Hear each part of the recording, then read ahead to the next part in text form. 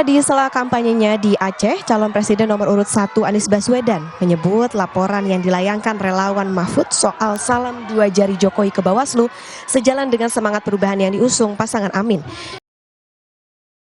Mengembalikan marwah kehidupan bernegara sehingga kepemimpinan nasional menjangkau dan mengayomi seluruh rakyat. Rakyat juga melaporkan Presiden Jokowi karena salam 2 jari, salam 3 ke Bawaslu, Pak. Bapak melihat ini sebagai gerakan yang nyata di tengah. Iya, itulah kita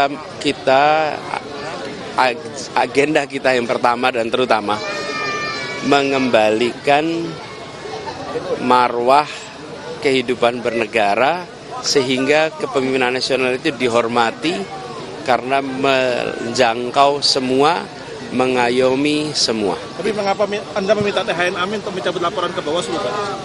Karena kita mau konsentrasinya pada urusan pemenangan.